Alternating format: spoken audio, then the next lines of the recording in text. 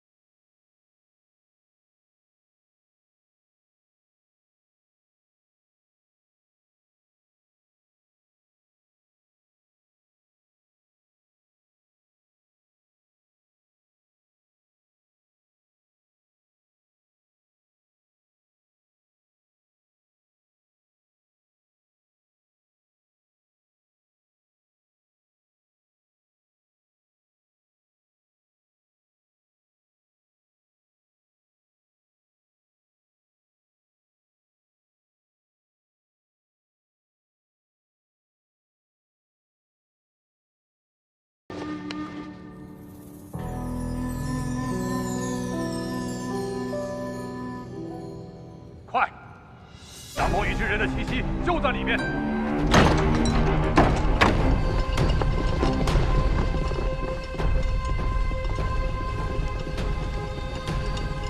师祖，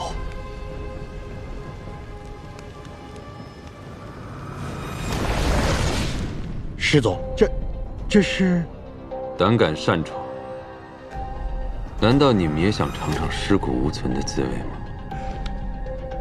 师祖息怒，弟子是察觉到那魔域间隙的气息尚有残留，担心您的安危，特来告知。既然你如此爱操持，来，把这里清理干净。是。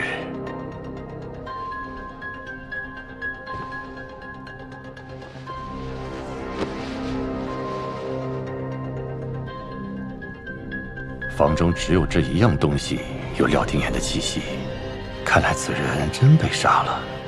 下回再敢擅闯，你这掌门也不必再做了。弟子知错，走。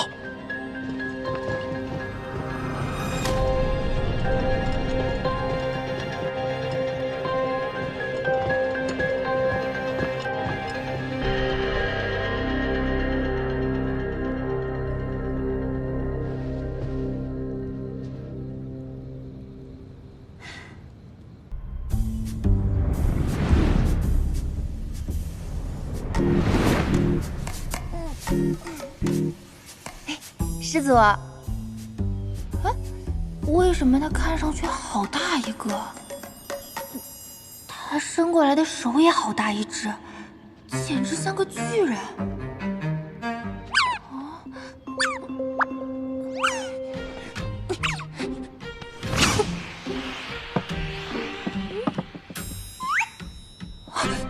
什么东西啊？我怎么变成水獭了？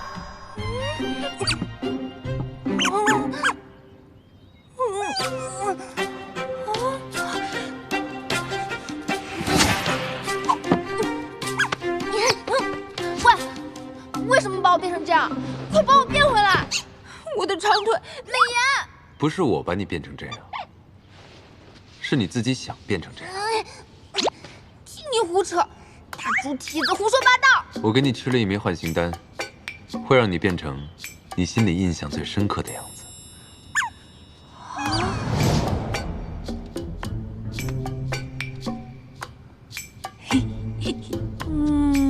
这水塔看着油光水滑的，手感一定很好。为什么现在这么好的手感我自己摸不到，反而要便宜了司马娇？网络误我。快把我变回来！唤醒丹会让你保持这副样子3个月。能不能挪开你尊贵的手？我是个人，不是个抱枕，好吗？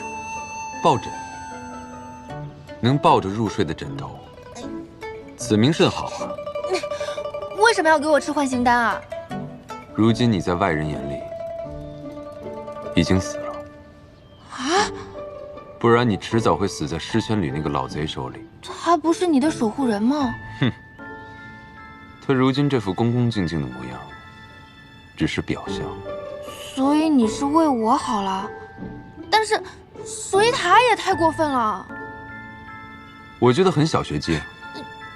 小学鸡不是这么用的。罢了。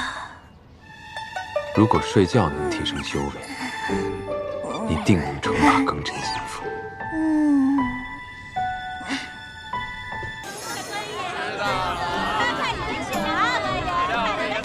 这祖宗特地飞这么久到这个地方，难道是为了？这是什么老年失足剧本啊！闭嘴！我刚才有吭声吗？师祖，你有读心术？没有。那我再测试一下。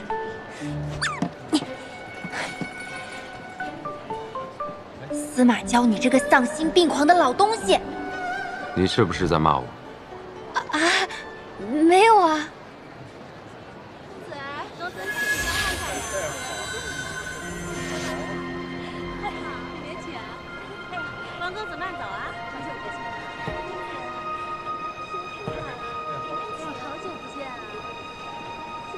燕九，你和他在这里等我，待我吩咐。是。啊，我也要去看热闹。哎，公子，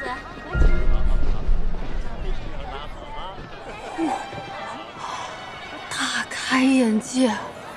这等惊世骇俗的场面，念九竟然错过了。念九刚化为人形，让他看这些做什么？哦。怪不得你刚才支走了他，懂了，少儿不宜。没想到您是这样的人啊！我来这里找人。找人。严公子，严公子，奴家当真这么没有魅力，一次都不愿意碰人家？走。是。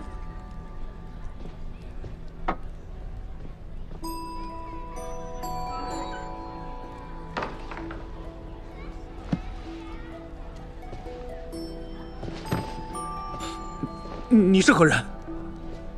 你要做什么？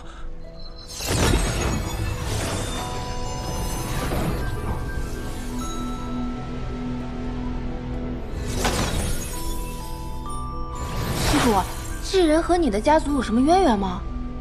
我也正好奇，此人竟与我有血脉感应。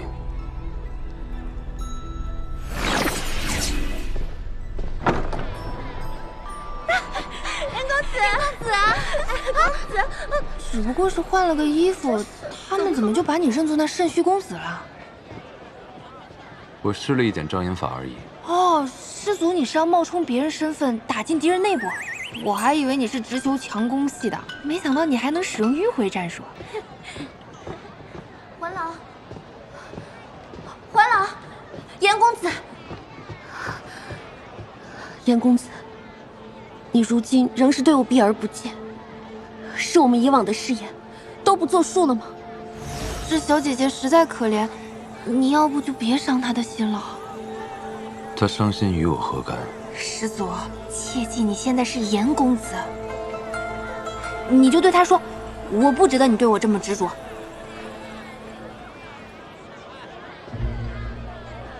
我不值得你对我这么执着。我就是个烂人、人渣、禽兽中的禽兽。我就是个烂人、人渣、禽兽中的禽兽。所以，姑娘还是忘了我吧，去寻良缘吧。你还是忘了我吧，去寻良缘吧。还老，我可以不再来找你，以后也不再来烦扰你。可你能不能告诉我，到底是为什么？你为何突然变得如此冷漠，待我仿佛陌生人一般？你傻呀，渣男劈腿都是这样。你傻呀，渣男劈腿都是这样的。又说。环郎，我听不懂你在说什么。方才人太多，其实我是有要事想要告诉你。我们的女儿上个月出世了，可怜她还没有名字，你能不能给她起个名字？关我何事？环郎，念九呢？我给他传信了。不是说好了3个月水塔期吗？这唤醒丹的功效，当然是看我心情，想变就变。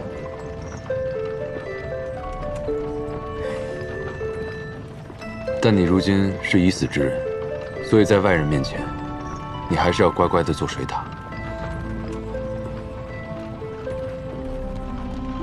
知道了。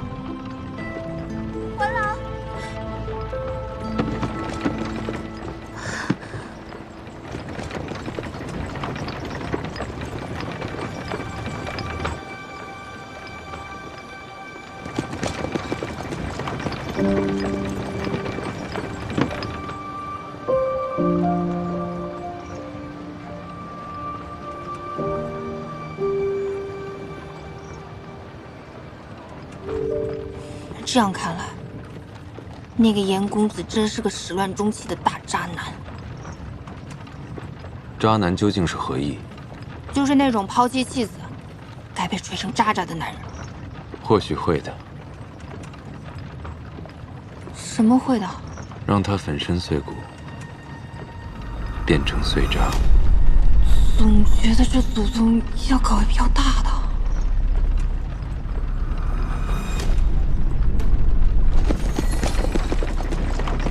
公子回府了，公子回府了。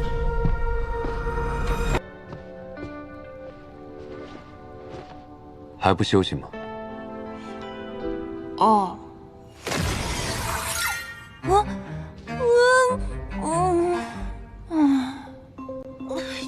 水塔虽萌，也没必要频繁登场吧？师祖，明天我想出门逛街，能把我变回人形吗？你废话太多了，朝我休息。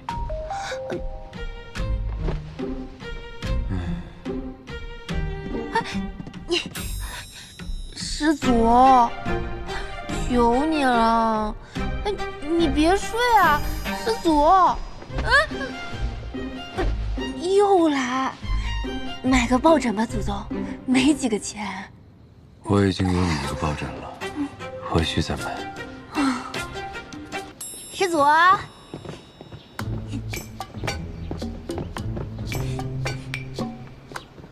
哎，你这是何意啊？啊，效果不错啊，不就是真言之事吗？听不到不就不用回答了？有意思啊，廖廷言。不管你是夸我还是骂我，我都听不见。你身后有池塘。你不会以为自己缺德的样子特别帅吧？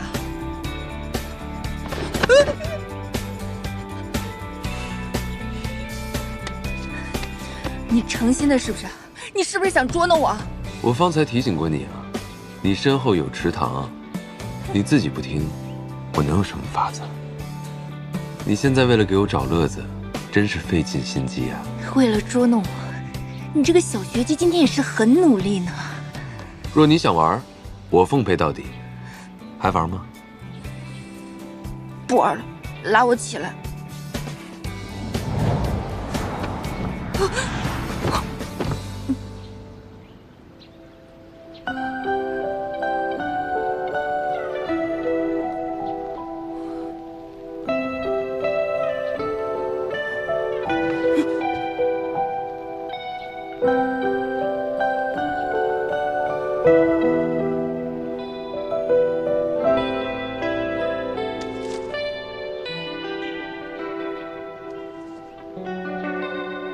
我们去找这府上的管家玩玩。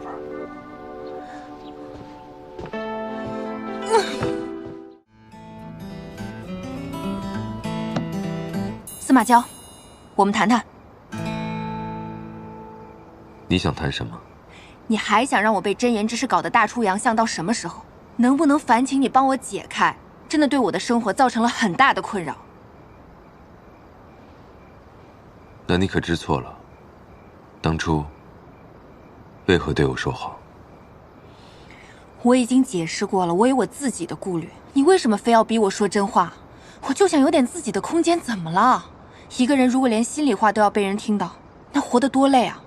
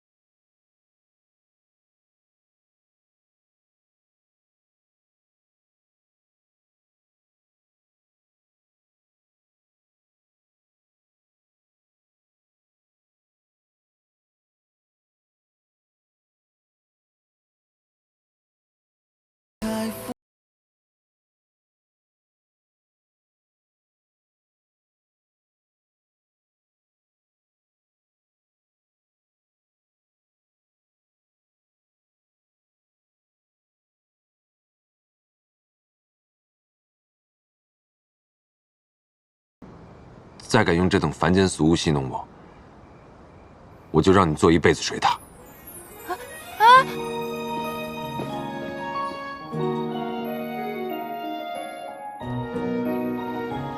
司马娇那句话到底什么意思啊？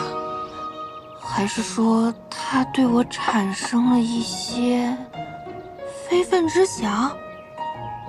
不，他这种人不可能爱上别人的吧？可他那个眼神会不会也太真挚了点啊？哎，真的是烦死了。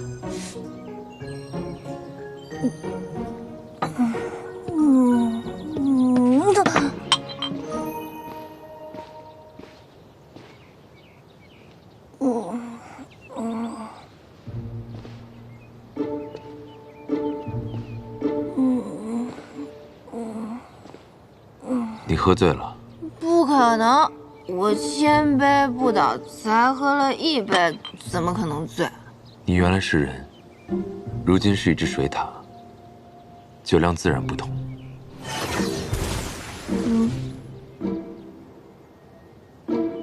这些都是给自己准备的。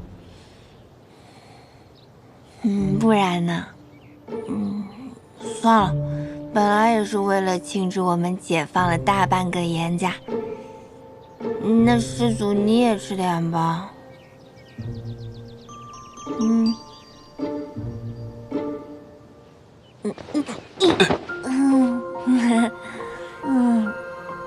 你在做什么？抱着睡觉呀。你不是也经常抱着我这只小水獭睡觉吗？干嘛？你害羞啊？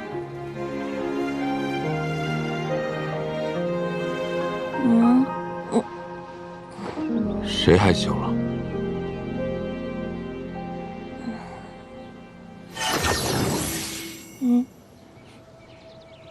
真阴之事都治不了你。啊？你给我解了吗？谢谢亲爱的师祖，我的心情终于一转晴了。心情？其实我们都很孤独，但是能不能不要用这种方法来了解对方的心情啊？脑子里像是被什么古怪之气占据了。莫非换了他说的什么恋爱脑？你们清谷天是不是只有你喜爱编文撰字啊？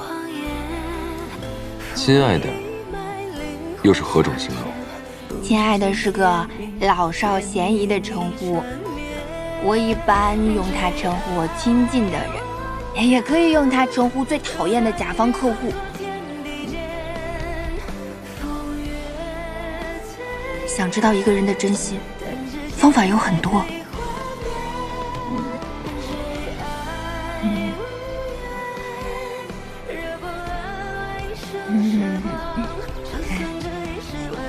那你把我当作前者，还是后者？我对你肯定不是讨厌嘛，没骗你哈，实话。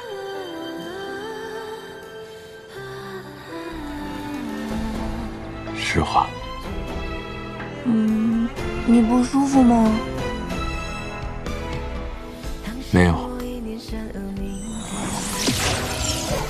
把这个喝了，便能醒酒了。啊，我懒得自己喝。啊。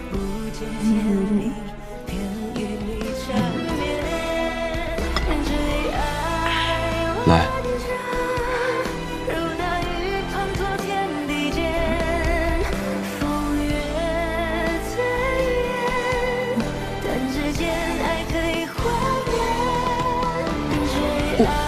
怎么变成人形啊？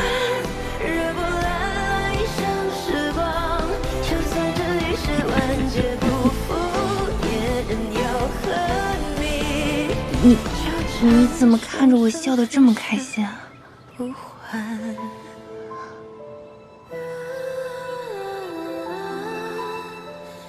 我何时看着你笑了？你看错了。走了。果然是我想多了，司马娇还是那个直男性格。师祖去哪儿啊？杀人。杀人是你口头禅吗？师祖别冲动啊！是不是不管人还是火，一个地方待久了，容易生病啊？都怪司马娇这个没良心的，大逆不道！哼，没事老拿我消遣。司马娇，这么娇滴滴的名字，跟祖宗也太反差了吧？笨蛋，是娇，烧焦的焦。哦，嗨，这就对了嘛。你怎么这么暴躁呢？难怪祖宗说你一旺盛他就想杀人。哼，那是他诬陷我，我和他并不共感。你给我浇水让我痛苦，他并不会觉得好受些。那我这不是无效上班了？如此好的机会，为何不趁机偷薛宁花？哎，不是，你这个臭女人、坏女人！不好意思啊。别教了！比起你这簇只会屠火星的小邪恶势力，我肯定要向更邪恶的祖宗势力低头嘛。公司战队就是这么残酷哈。有朝一日等我恢复了，我一定要把你烧成骨灰，撒到司马昭那个混蛋面前。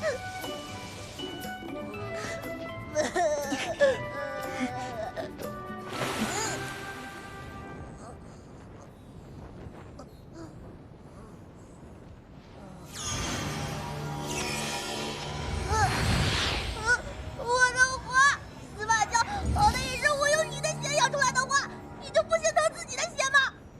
捡起来。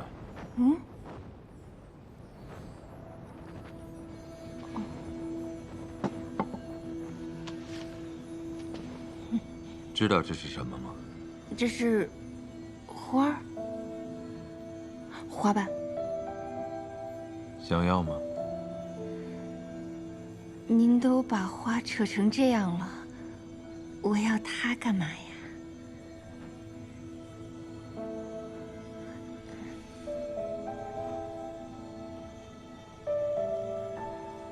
看来你什么都不知道，他们就这样让你进来了。是的，没人跟我说什么。哎，主要是我和师父师兄其实不太熟，他们也不知道什么内幕。况且，知道的越多，死得越快。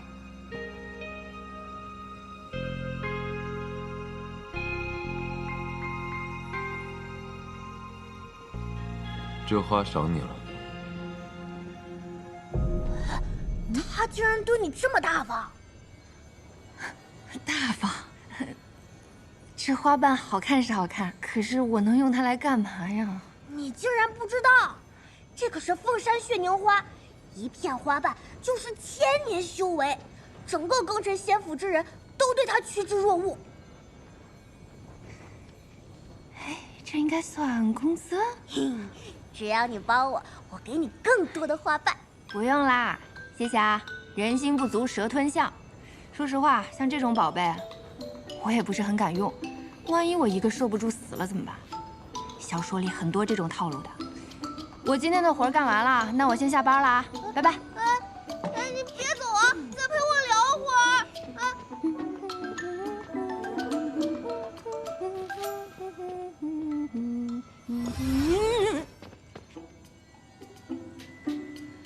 嘿，这就走了？我活都忙完了，不能走吗？谁说忙完了？要你多嘴，你自己找什么活儿？不想死就跟上。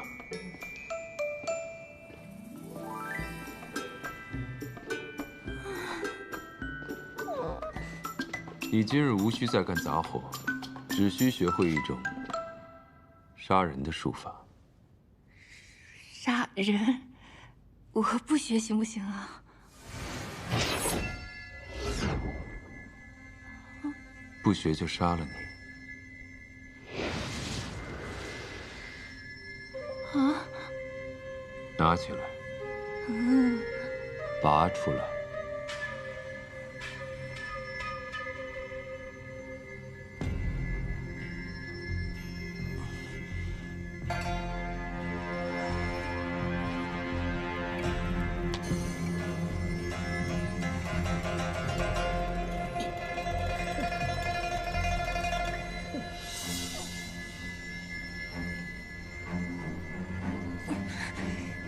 仙府的灵气都需赋予灵力，方可使用。可我不会灵力啊！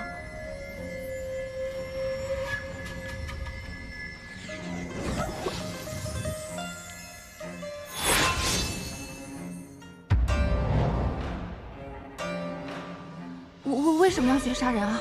日后定会派上用场。啊！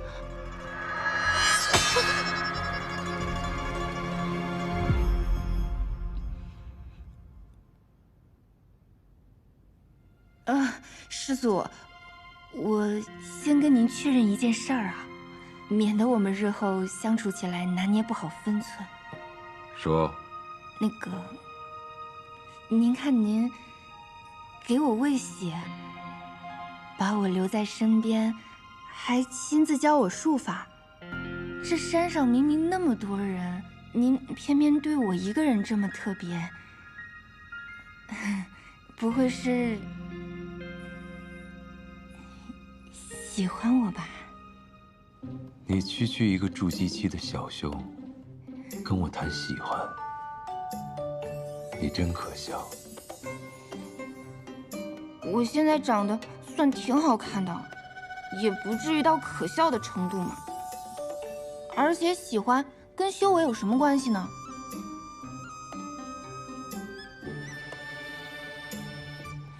凡尘情爱，岂能入我的眼？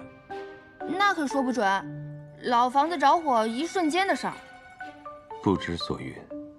要不是因为你的体质能暂缓的灵火给我带来的躁郁之气，你以为你能活到现在？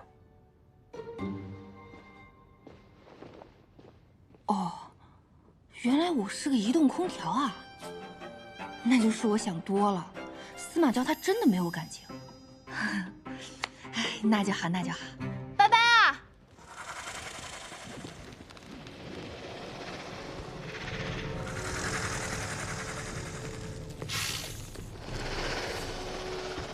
棋子已落，500年了，这一切终于要结束了。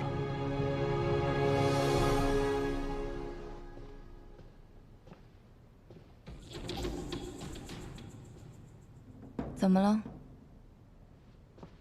我听闻有一位叫廖廷彦的弟子，竟能毫无阻碍地进入中心塔，是那天之宫的木尼生亲眼所见。我们想尽办法都无法靠近司马娇半分。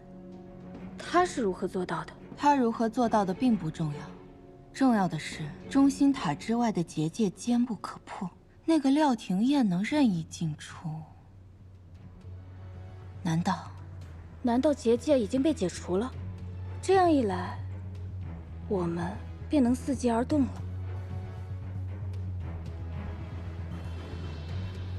廷彦竟得了司马娇赏识。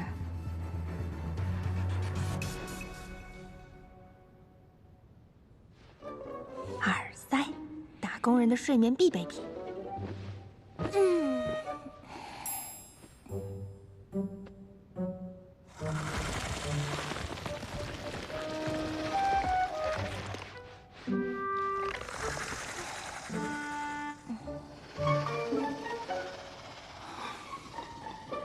师兄，咱不是商量好了吗？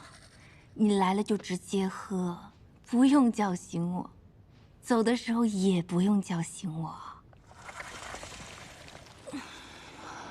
因为你，我已经好几个晚上没有睡过整觉了。蛇有的时候太礼貌了也不好，你知道吧？算了，估计你也听不懂。这种感觉，就好像工作忙了一天，晚上还要被热情的同事拉着聚餐。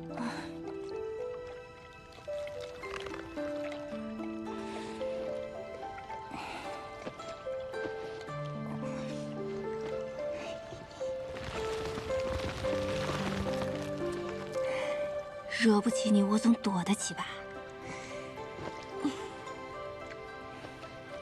这次不会再有人来打扰我了吧？明丽，你居然敢威胁我！少公主真是准时啊！少废话，说好的解药呢？你我之间的屏障还在，看来灵火尚未熄灭。司马娇还活得好好的，我怎能给你？人我已经送进去了，你事情的成功与否，取决于你们魔域的造化，与我有何干系啊？少公主，咱们可是一条船上的同伴。既然你不给我解药，我就拆穿廖廷彦的身份，让你们的计划落空。没了廖廷彦，魔域一定不会穷途末路。但是你呢，少公主？先父最恨沾染魔域的叛徒，若是你父亲知道你为了提升修为与我魔域勾结，会如何？原来从一开始，你们就假意助我提升修为，让我放松警惕，实则为了用魔毒控制我，好让我替你们做事。这一切从一开始就是骗局。少公主，话可不能这么说。当初可是你主动来与我们联手的。你现在唯一能做的，就是想办法让廖廷彦尽快行动。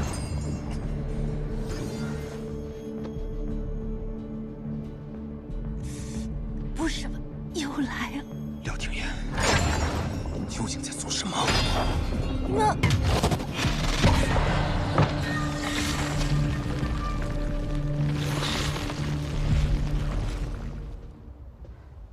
若我让廷彦帮我找机会靠近司马娇，他会不会认为我一开始结交他便是别有居心？可是，如果再杀不了司马娇，我的族人们可就……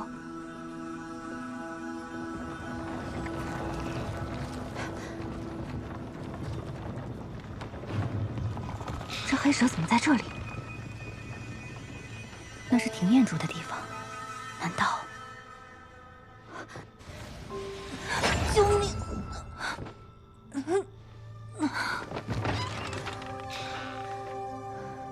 廷彦，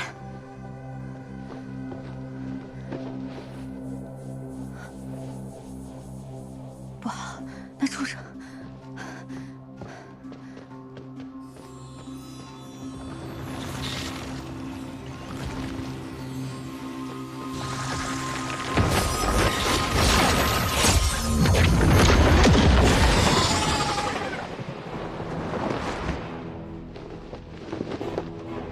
狗仗人势的东西，仗着有师祖替你撑腰，你便为所欲为了。廖廷彦什么也没做，你吃他做什么？快把他吐出来！好，既然你不听劝，那就别怪我不客气。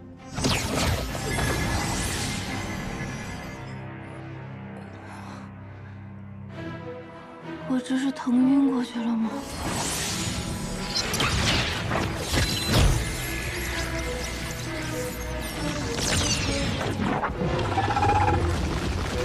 冥顽不灵。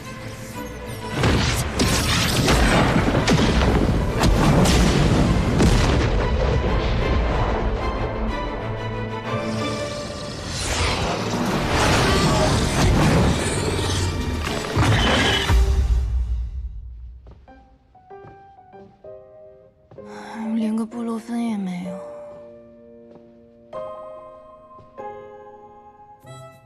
布洛芬？师祖的血不就是布洛芬吗？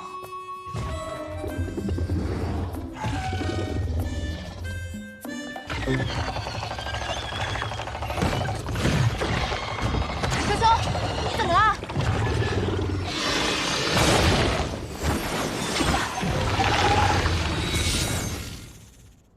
廷彦，你还活着？树灵，我还想问你呢，你怎么从蛇兄肚子里跑出来了？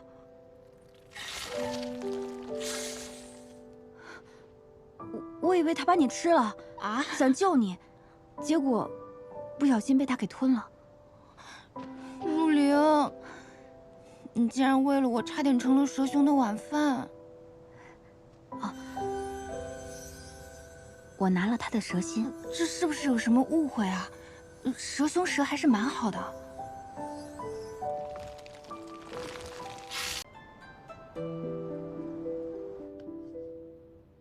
还好廷彦平安无事，还是得谢谢那条黑蛇。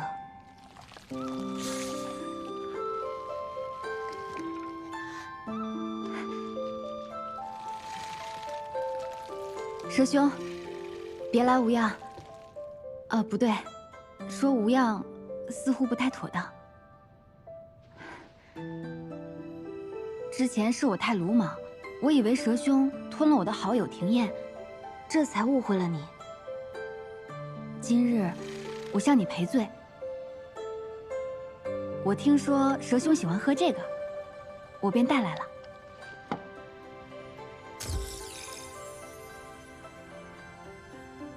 你可是要这个？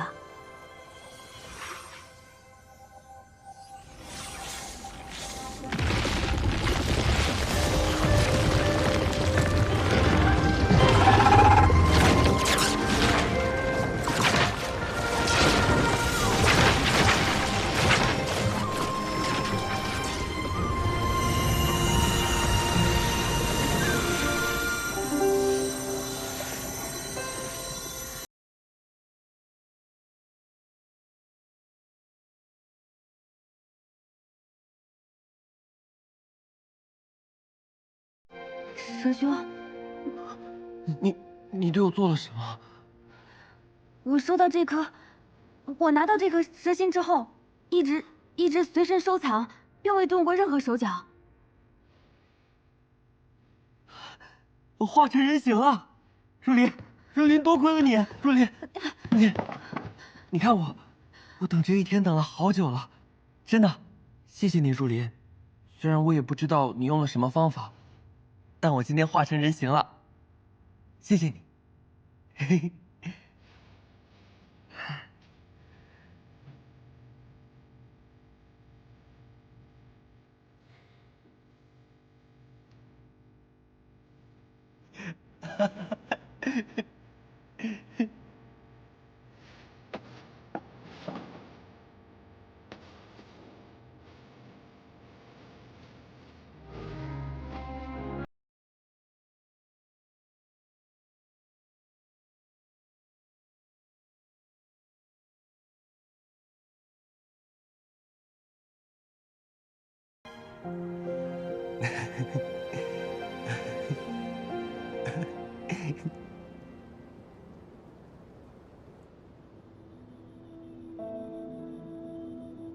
明晚便是新月夜了，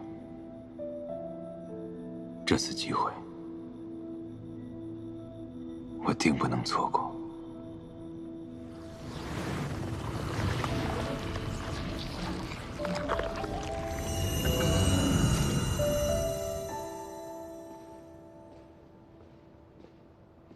师祖，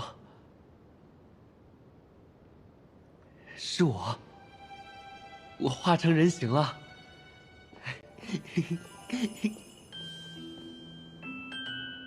是叶入灵，他将我的心还回来之后，也不知道做了什么，我便可以化作人形了。你喝了我这么多血，早就能化为人形。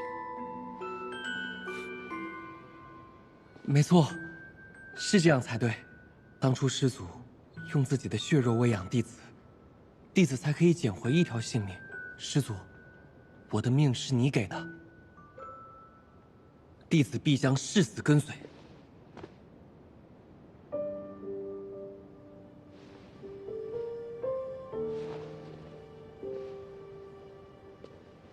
你既然已经化作成人，便应该学着好好做人。庭燕也是这么说的，她让我不要舔她的手指，还跟我说要像人那样学会自尊自爱。可是师祖，弟子根本就不知道怎么做人。你先去见的他。多亏了庭燕，入灵才会把心还给我。我是专门去谢谢庭燕的。师祖，庭燕真是一个好朋友。朋友。他倒是会笼络人心啊。新月夜，你去山门处守着。弟子明白。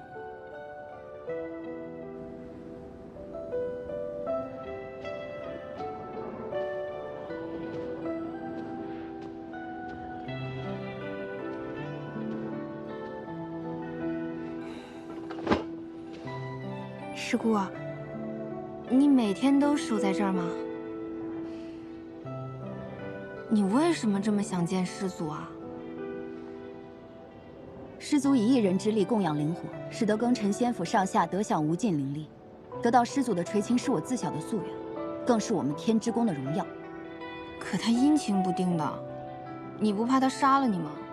纵使师祖杀了我，我亦无怨无悔。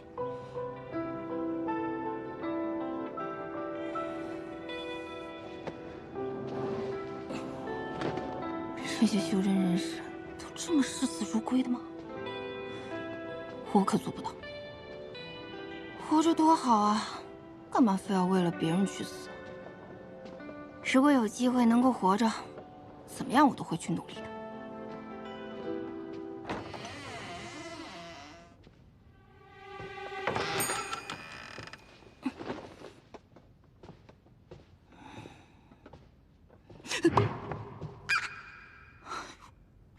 老板，大清早的，你别吓人啊！你的胆子怎么会这么小？所以您最好不要给我安排太多活干，要不然我受了工伤还要您负责，多麻烦呀！想让我对你负责任，你的野心倒不小。师祖，您是会划重点的。这是什么妖法？你就是用这妖术收买的那条蠢蛇吧？冤枉啊！我是不会术法的，您知道啊。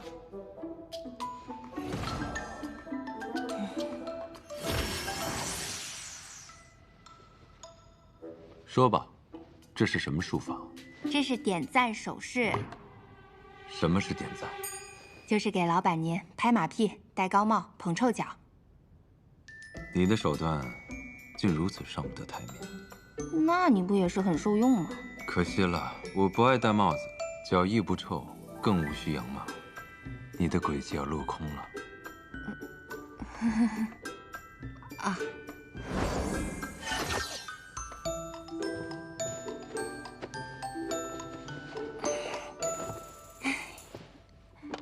我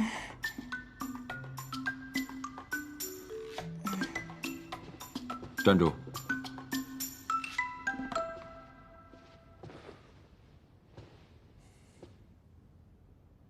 我上次教你的术法，练习的如何了？马马虎虎吧。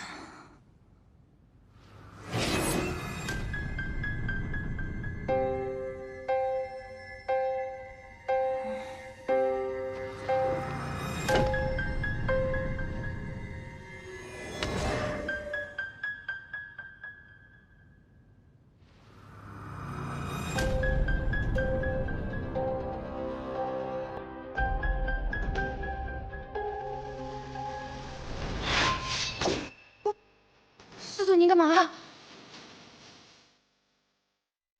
记住，以后要杀人的时候，最好自证人。再不济，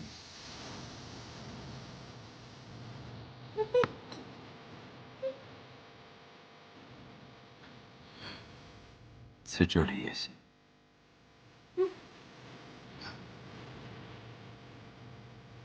学会了吗？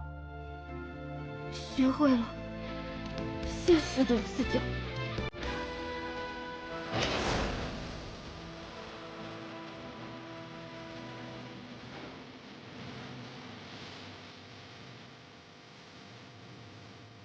那我先去给小伙伴浇水了。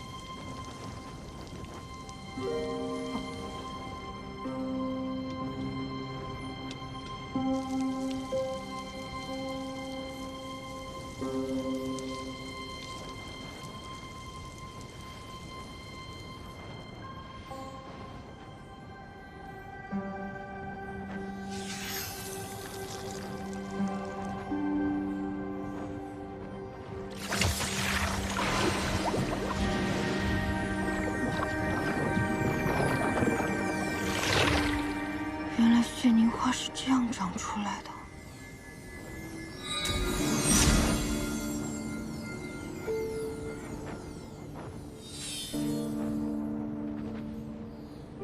给你的血凝花，你吃了吗？没有。血凝花需要有我的血才能用，否则人会被榨成血雾。你喝过我的血，不用担心。哦，它太珍贵了，我舍不得用。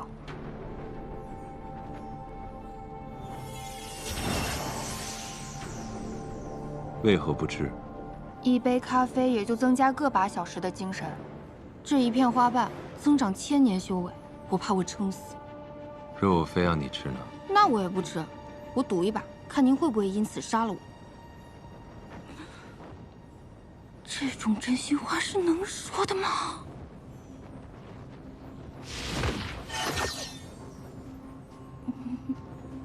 那便依你。祖宗，您今天怎么了？你是不是觉得我军人很好说话呀？啊，你猜是为何？因为我要死了。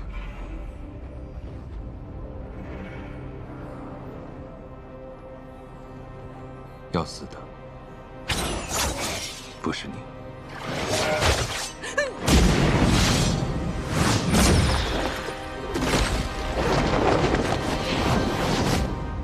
就凭你们几个，也想杀我？还等什么？一起杀！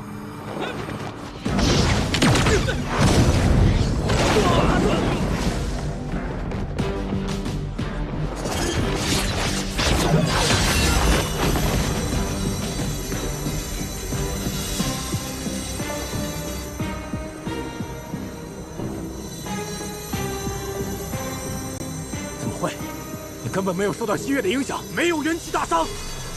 老板，您真的没事吗？若我受伤，你会不会跟他们一样，也想杀我？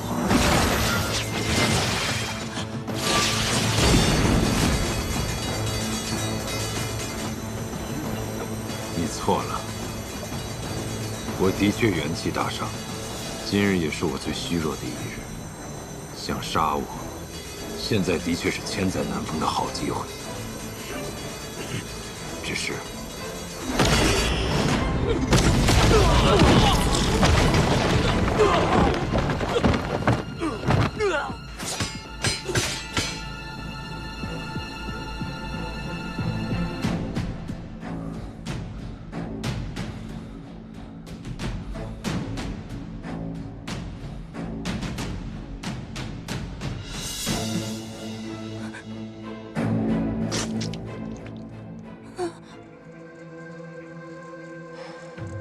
就算我虚弱至此，你们对我来说还是太弱了。老板，您说这种炫酷台词的时候，嘴角流血了。廖廷艳，啊？我现在已经元气大伤，此刻对你来说是个好机会。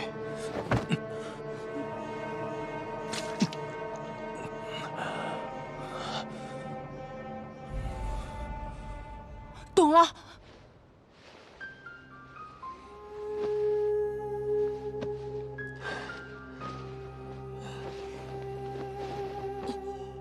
的确是个巴结老板的好机会。老板，您还满意吗？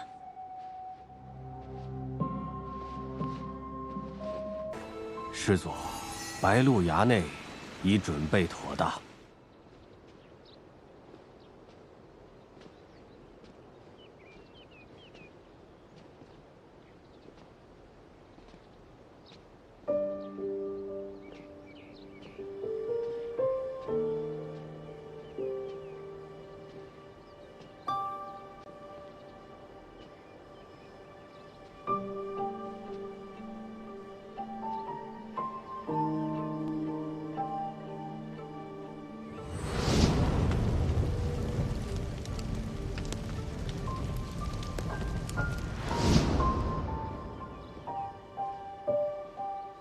师祖，当年那场大火之后，弟子就将这白鹿崖重新修葺了一番。虽然往日的风采已不在，但是一切的事物依然如旧。师祖尽管和这位弟子安心住下。过来。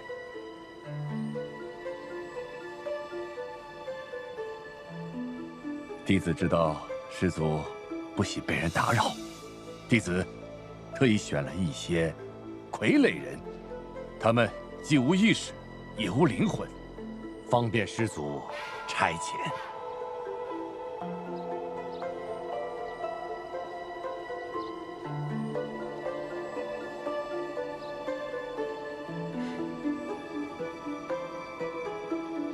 师祖，师祖闭关之时，师某没有办法侍奉左右。今日师祖已经出山，师家就应该尽司马家祖辈赋予的义务，不然师家再更成仙府，也不知道该如何自处了。请师祖成全。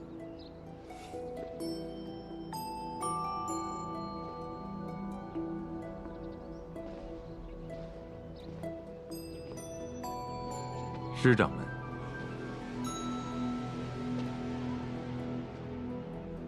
师掌门一心维护司马氏，却还能在与八大宫的斡旋之中全身而退，费心了。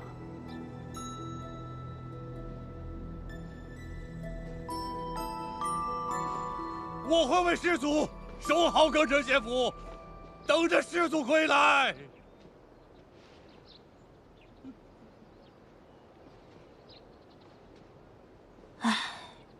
风景好是好，只是白鹿崖里只有我一人面对这嗜杀的诅咒。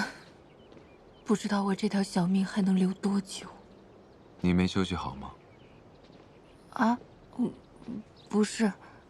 那为何今天不如往常一般模样了？我往常啥样啊？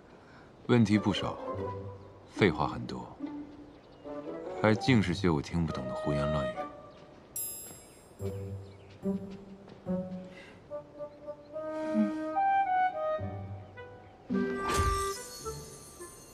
你在想什么？我在想，那些人一定要死吗？你想替那些人伸冤吗？我只想知道原因。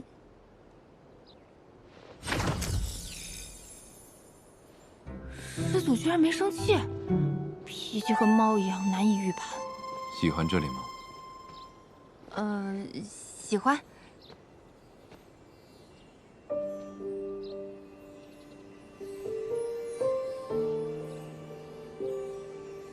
我讨厌这里，但这里毕竟是我的家。哎，这花在三圣山见过啊。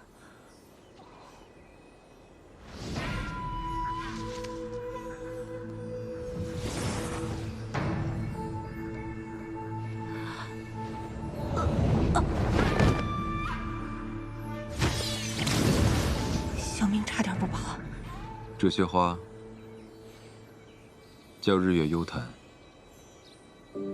花的种子是司马氏族人死后身体里留下的骨珠。啊！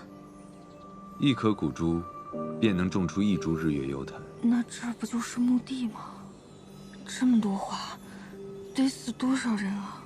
司马氏族人死后，身体留不下来，能留下来的只有一颗珠子。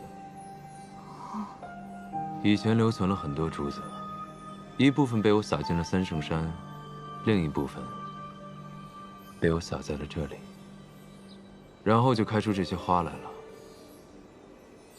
真是惊悚又浪漫。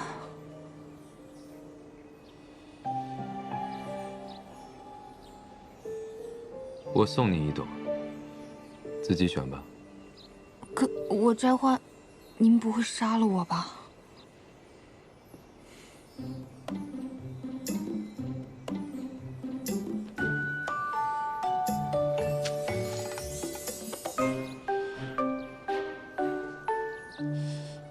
还有，这日月幽檀最奇特之处就在于，恶人死后骨珠种出来的花，则是无药可解的剧毒，而善人的骨珠所种出来的花，则是可解毒的灵药。只不过这些花都样貌相同，无人能分辨出来。那我这朵不会是毒花吧？好像没什么事儿。哦，这样说的话，在三圣山那晚，玉蓉蓉是因为摘花中毒才死的呀。哼，贪心的人运气一向不好。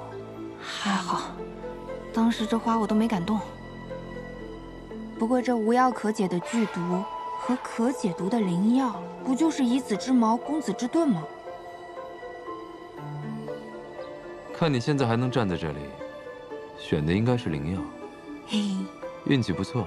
嘿嘿嘿嘿。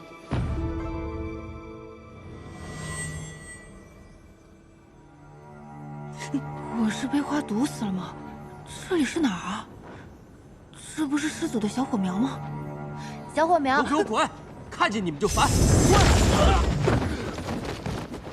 连声音都不一样，看来不是同一族啊。你的脾气为何总是如此之坏啊？胡说，你来的时机总是不对而已。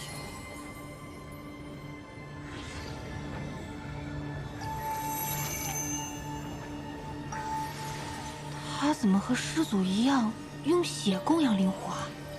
那我明日来时，能否遇上你脾气好的时候呢？我又不曾向你发火，谁让你们那些司马氏族人总是惹我心烦？原来他是师祖的族人。这里看起来像是从前的白鹿崖。司马鄂，你莫要再执拗下去。我不愿嫁，我绝不嫁。延续凤山一族的纯粹血脉，供养灵火，是我们司马氏的使命。那我应该尽的是他的记忆。我并不爱他。胡闹！家族使命岂能用儿女情长来衡量？你与司马氏同宗但不同脉，生来便肩负着延续凤山的重任。成婚一事合理合智。你们想逼我成婚传嗣，肯定又是那八大公的主意。你看我们如今，哪还像庚辰仙府的掌管者，只是八大公延续仙府荣光的傀儡罢了。这关乎着庚辰仙府的繁荣与安稳。鄂儿，你就别再固执了，滚出去！再不走，我烧死你！太惨了，婚嫁不能自主，还要被 PUA 背负起一族的兴衰。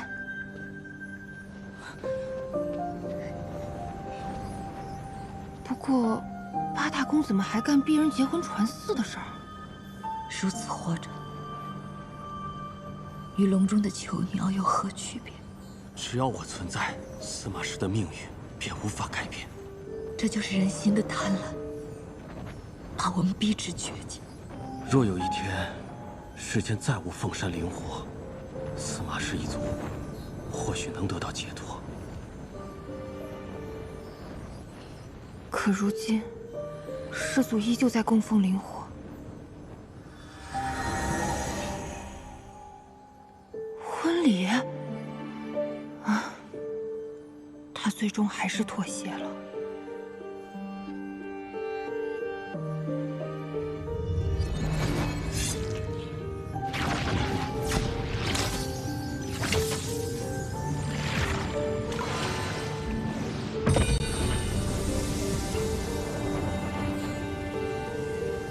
明明结婚应该两厢情愿，是美好的事，现在却压抑得让人喘不过气。司马石与司马鄂结为道侣，绵延凤山血脉，鸳鸯灵山之火。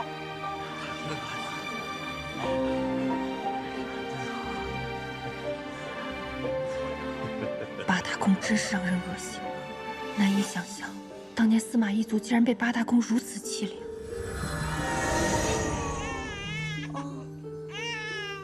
这又是哪里？不哭啦。鄂儿，你给我们的孩子取个名字吧。那就叫他娇儿吧。这个婴儿竟是师祖，那这两个人是师祖的母亲和父亲。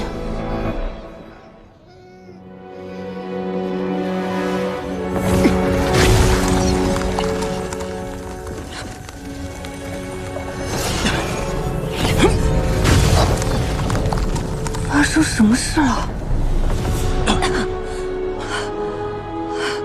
没用的，他们分明是要困住我们司马氏族人。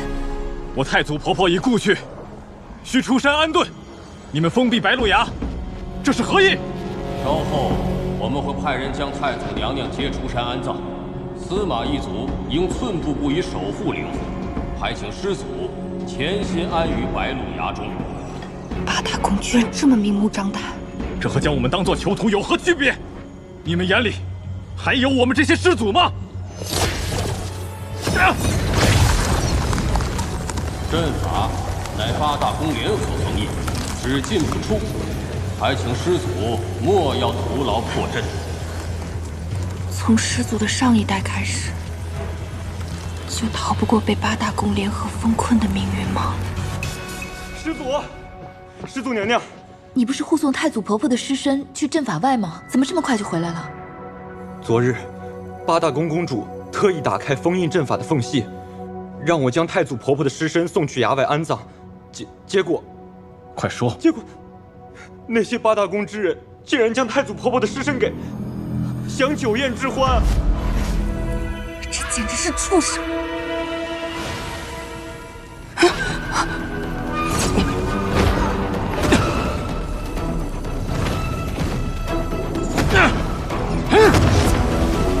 师祖的父亲是疯了吗？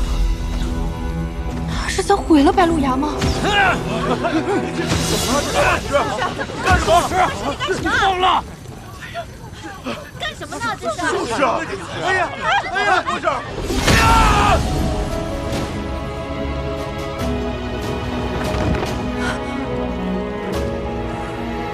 死了。现如今，只有司马鄂与他的儿子是能侍奉灵火的司马氏血脉，这不能让他们也死了。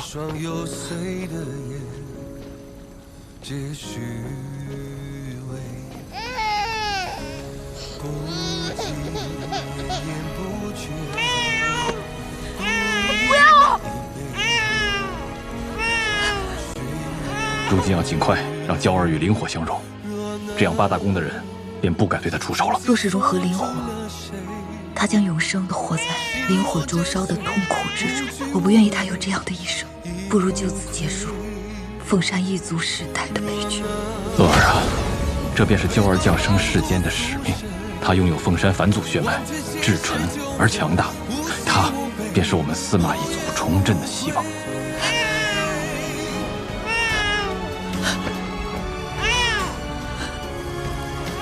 你可知炼化凤山灵火的代价？一旦失败，你母子2人都会死，司马氏就彻底灭族了。我没有选择了。今日我奉上血肉和灵骨，你可愿意为我涅槃，与我的娇儿融合？我最不想要的，便是你的性命。罢了，这世间我也看腻了。